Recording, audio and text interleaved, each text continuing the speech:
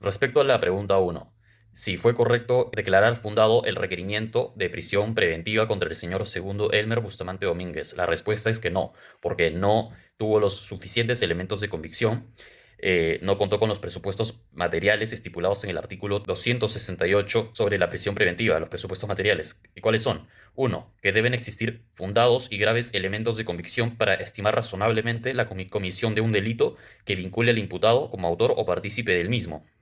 En este caso, ¿cuáles serían esos elementos de convicción? El certificado médico legal que se practicó a la menor concluyó que no presenta desfloración vaginal, ni el protocolo de la pericia psicológica determinó que el imputado pueda ser el verdadero culpable. Tampoco el dictamen del examen pericial psiquiátrico no determinó que tenga algún trastorno como para creer que él pueda ser el culpable del delito que se le acusa, ni la declaración testimonial de la señorita Salustiana Valencia Cayo, y tampoco el dictamen pericial psicológico. No son elementos de convicción como para declarar fundado el requerimiento de prisión preventiva. Segundo presupuesto, que la sanción a imponerse sea superior a 4 años de pena privativa de la libertad. En este caso estamos hablando de un delito de violación sexual contra una menor de edad, estipulado en el artículo 173 del Código Penal, que dice si la víctima tiene entre 10 años de edad y menos de 14 años, la pena será no menor de 30 años. Bueno, entonces en este caso sí cumpliría con este presupuesto material, pero tienen que concurrir los tres. Y el tercero dice que el imputado a razón tenga antecedentes como para creer que pueda existir peligro de fuga. Esa es una palabra clave. ¿Por qué? Porque si obstaculiza la investigación o esta persona toma la decisión de escapar, de huir, entonces no va a poderse dictaminar con justicia ni se va a poder seguir el proceso como debe ser, el debido proceso. Por lo cual, ahí sí sería necesario la prisión preventiva, pero en este caso no concurren los tres presupuestos materiales. Segunda pregunta, ¿qué es la prueba? Y puede ser considerada la declaración de la menor en la investigación preparatoria como prueba.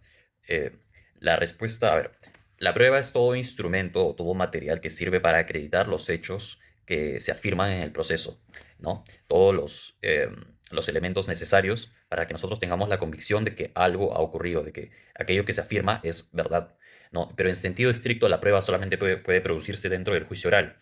Y la declaración de la menor no puede considerarse como prueba. ¿Por qué? Porque no es una prueba, es un acto de investigación. Solamente podría considerarse como prueba si es que se realiza dentro de la cámara Gesell, que es una habitación acondicionada para permitir la observación con personas y delante del juez, no del fiscal. Además, hay que entender que los actos de prueba están conformados por la actividad de las partes dirigida a ocasionar la evidencia necesaria para obtener la convicción del juez, que es él quien va a decidir si aquello que se afirma es verdad o no.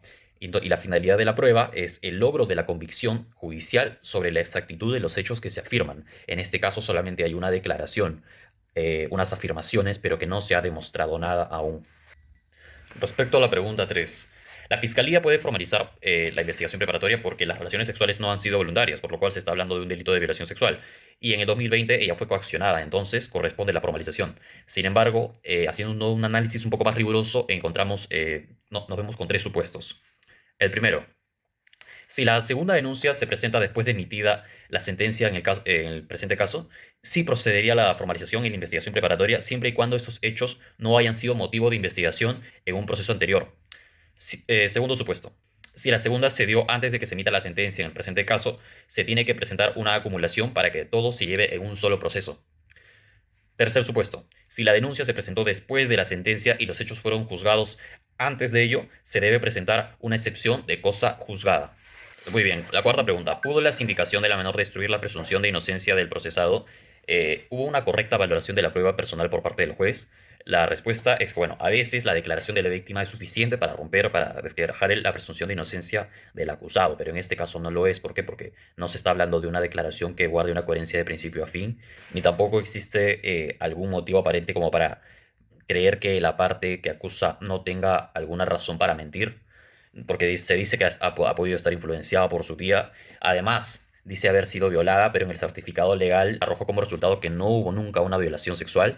Y aquí nos ceñimos directamente a cuáles son los medios probatorios, o al menos cuáles son estos elementos de convicción en el curso de la investigación, tanto preliminar como preparatoria, se recabaron. ¿Cuáles son? El certificado médico legal, que como dije, señala que no hubo una violación sexual, lo que contradice la versión de la menor. El dictamen pericial psicológico, sí es cierto que dice que la menor presenta características de personalidad dependiente, inmadura emocionalmente, tiene baja autoestima, sentimientos de inferioridad, sumisa ante la figura de autoridad, pero ello tampoco es una prueba que acredite que haya sido víctima de violación, más bien puede ser considerado como una característica propia de muchas personas de su edad, o tanto hombres como mujeres, cuando atraviesan la etapa de la adolescencia.